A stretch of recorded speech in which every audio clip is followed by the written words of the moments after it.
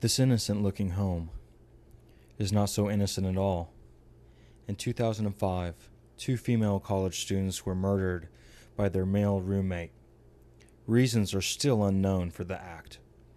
The incident shocked the community, and for years, this house has remained vacant.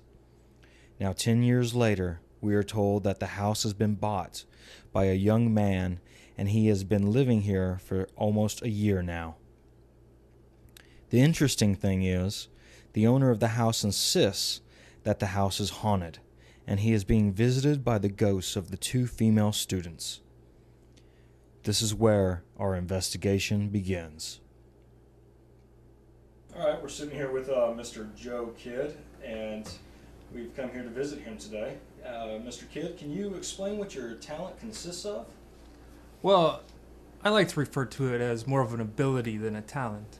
But basically, what I can do is I can see, hear, and if they allow me, touch spectral entities. Touch whom? Who are you talking about? Ghosts? Wait a minute. First of all, they don't like being referred to as that. They prefer spectral Americans.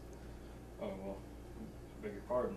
Well, how long have you had this supposed gift?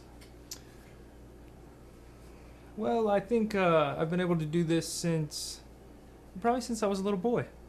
Yeah. Do you know what happened to the previous occupants of your home?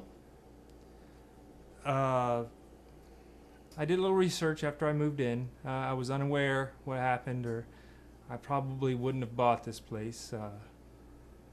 There was 3 of them. There was 2 women and a man, and the man kind of got fed up with all the womanly things that were going on in the house, and he cracked and murdered the 2 women, and that's why they're still here, and he's off somewhere like jail or mental institution. I'm not sure. Well, some of the weird things that have happened since I've been here is shoes come out of nowhere. They're lady shoes. You got all types. You got your flats. You got your big heels, the small heels. One that looks like they have a wedge in the back of them. Everywhere. I pick them up. I put them in a box. The next day, they're everywhere. Again. I don't know what to do. I'm losing my mind over that one. I can't watch TV. I can't watch whatever I want. No sports or anything. They always change it to some chick show. Can't watch any guy channels. National Forest.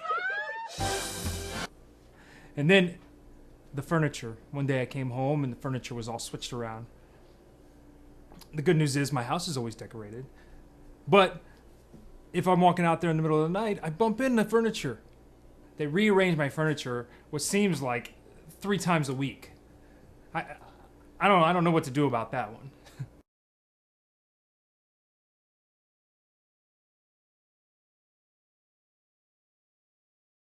How do these events happening to you, how does that affect your daily activities? Well, the things that happen to me affect me daily in a couple ways. I have to make sure I put the toilet seat down. Women hate it when you leave the toilet seat up, apparently. And then there's the fridge. Well, Amy loves going to the fridge just to see what I have in there, apparently, because she can't eat anything. But she leaves the fridge door open. And that's what really gets me, because it drives my electric bill sky high. And I can't afford that.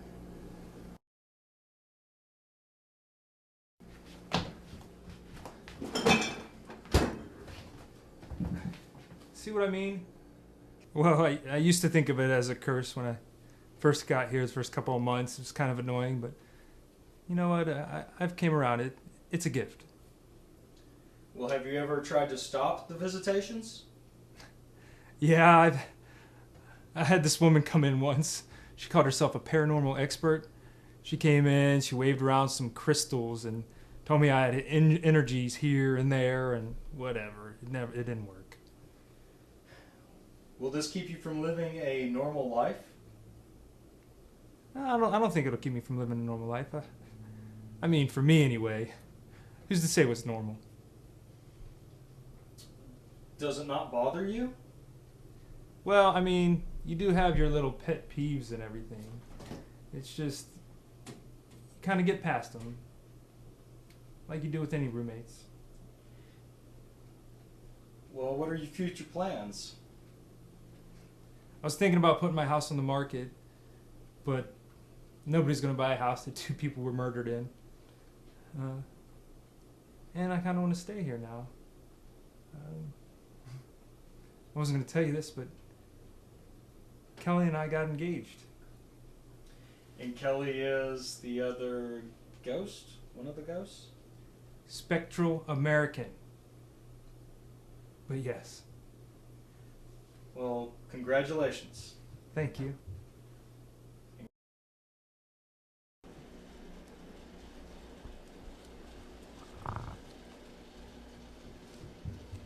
It's safe to breathe here. Yeah.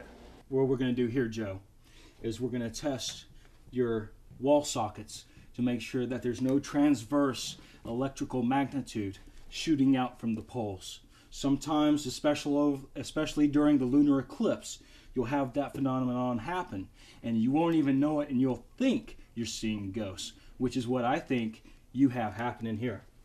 All right? So, Is that safe? oh, absolutely.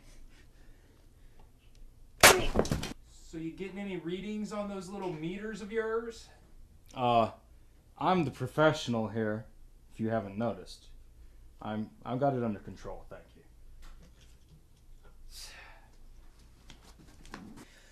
you. All right, this is where the majority of the ghost activity... Wait.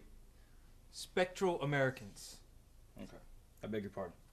Well, this little bad boy that I just whipped up right here is a thermogenic ionic combustible radiation detector, okay? Or a TICARD, as I like to call it.